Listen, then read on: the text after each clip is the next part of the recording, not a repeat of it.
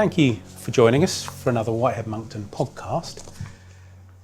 Today we're going to be talking about family law and what options are available to you if you think your relationship is in difficulty. My name's Graham Jones. I'm one of the senior directors in the family team, and with me is Neha Iqbal, who is the trainee in our family team. So we're sort of at the opposite ends of the evolutionary scale on this, I think it's fair to see. I've been doing it for far too long, and Neha, you're just starting. Yep, so I'm the newbie in the seat. Well, a lot will be learnt in your time here, and hopefully it's something you have a passion for going forward. I mean, I've now been doing this for longer than I care to remember, some 29, 30 years, and it's changed a lot. The law's changed a lot in that time.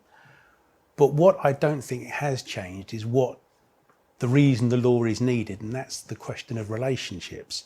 And I think something we don't do very often is actually think about our relationships.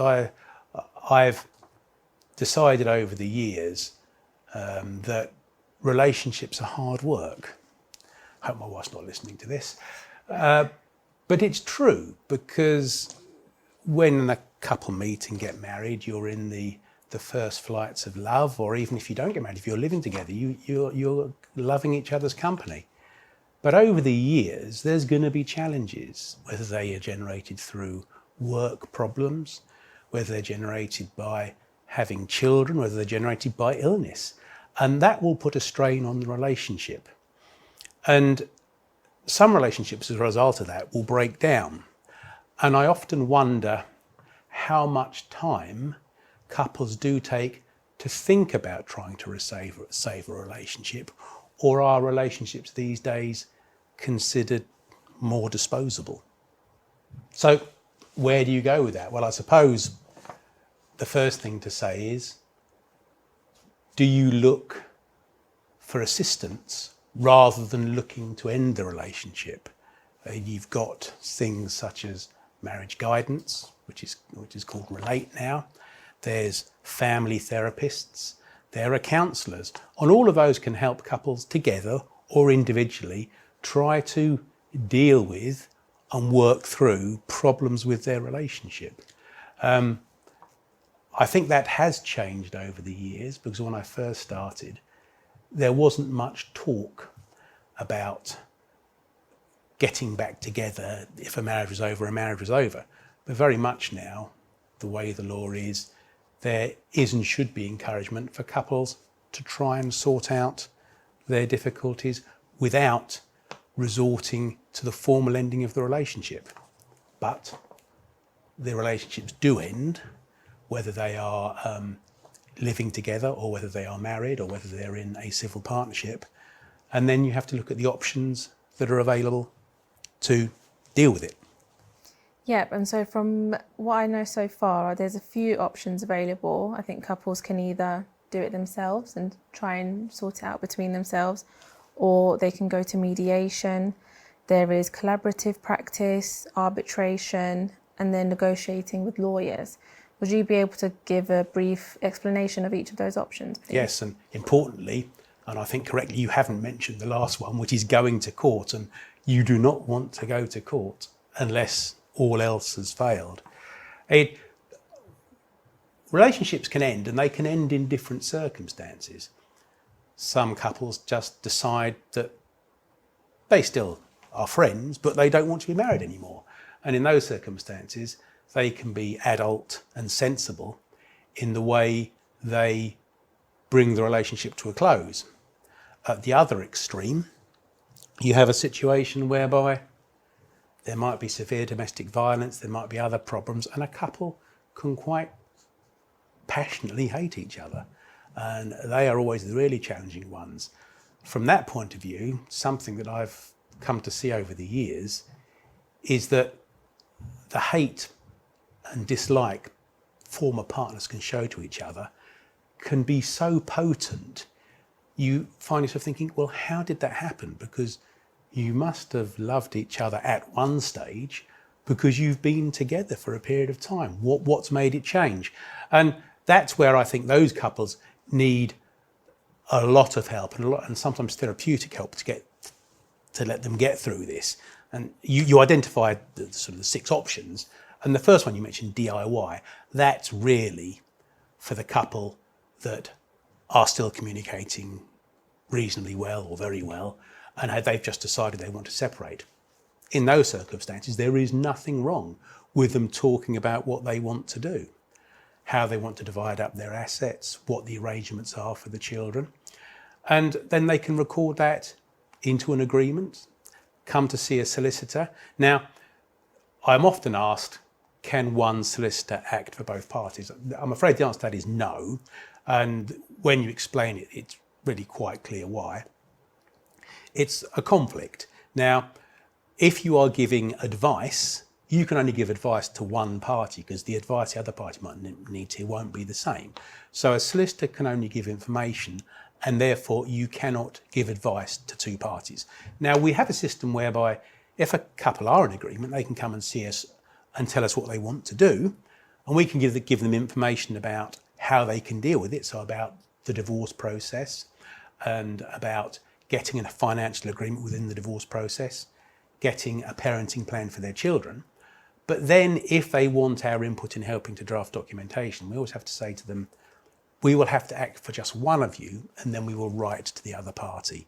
I think that's right, and I don't think that can ever change, because parties should have a right to have independent legal advice if they want it.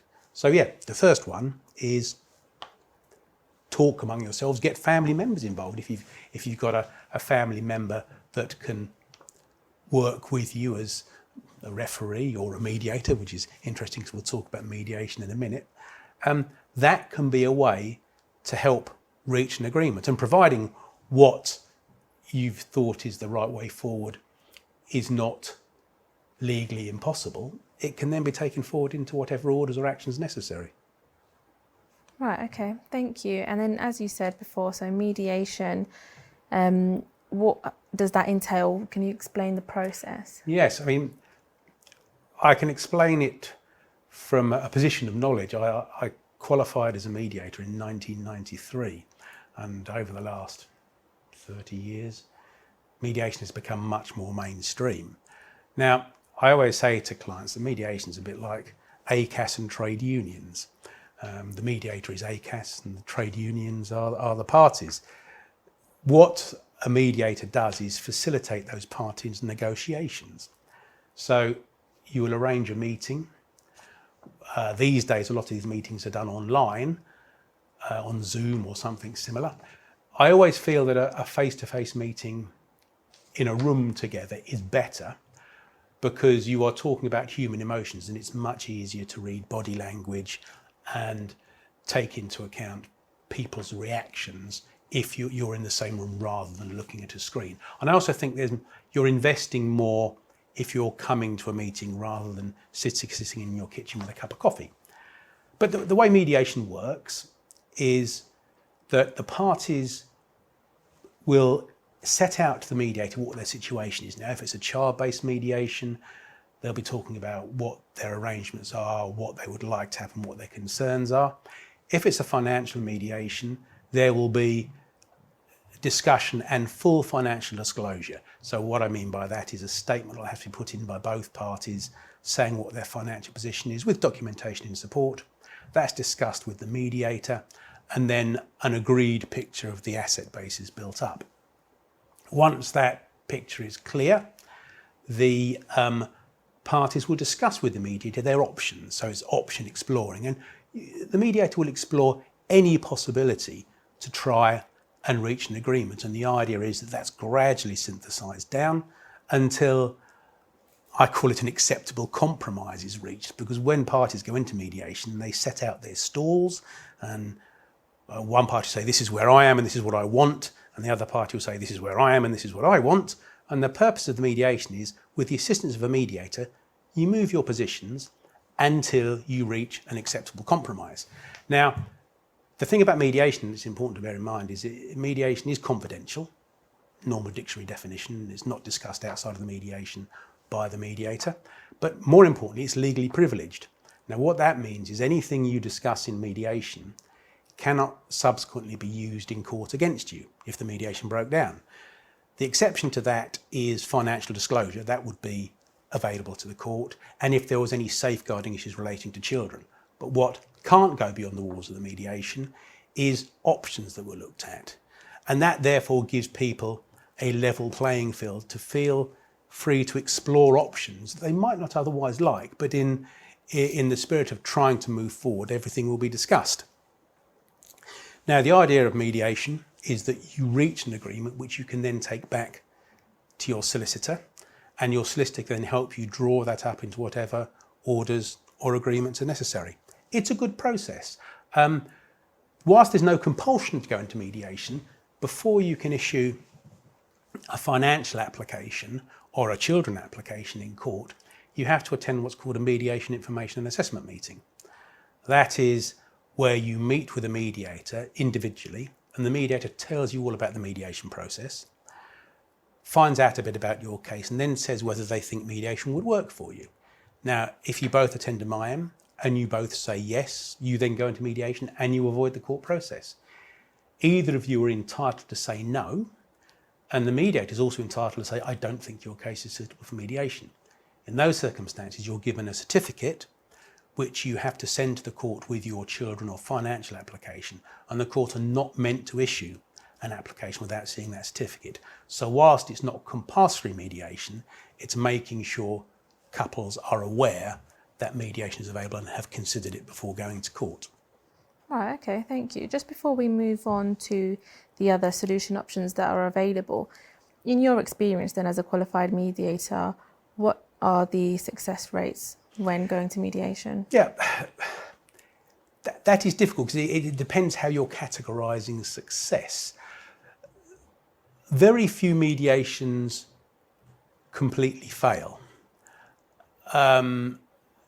It's way more than 60-70% are successful, but you reach what you call impasse situations where neither party is prepared to move ground, and that might then mean the mediation will stop. But that doesn't necessarily mean the mediation's failed, because it will have narrowed the issues.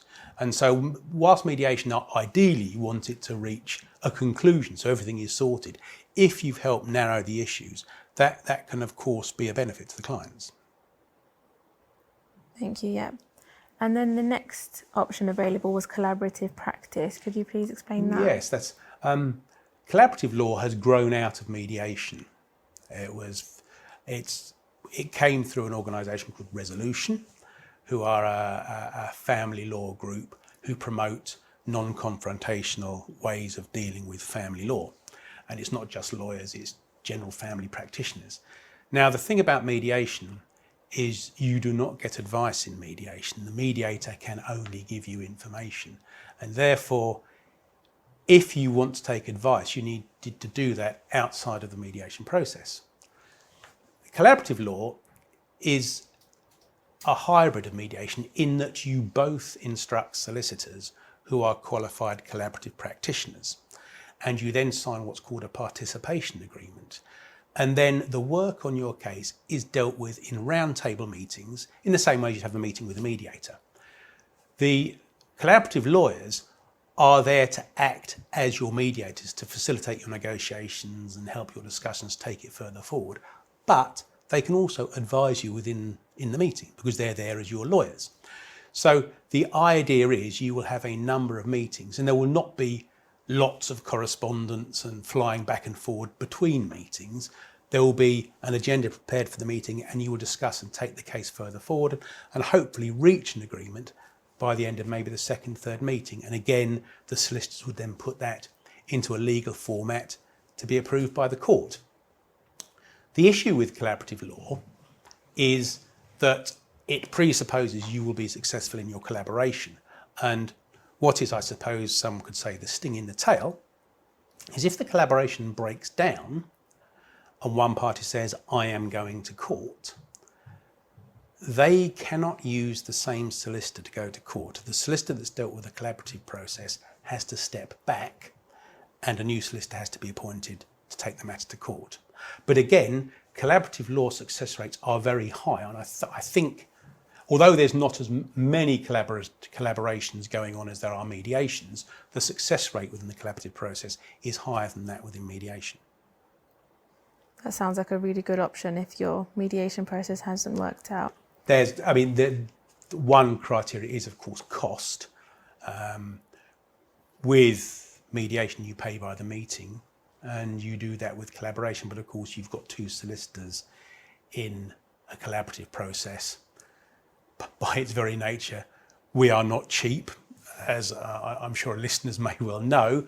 And so the collaborative process can end up being more expensive. But how do you put a price on success if you're looking to split an asset base of 500, 600, 700,000, maybe over $1 million, many million, investing a few thousand in achieving that clearly has to be sensible. And then for couples who are maybe not so suited to mediation and collaborative practice, how could arbitration help them? Arbitration is a way of keeping your case out of court, and the court system, unfortunately, is a bit of a mess.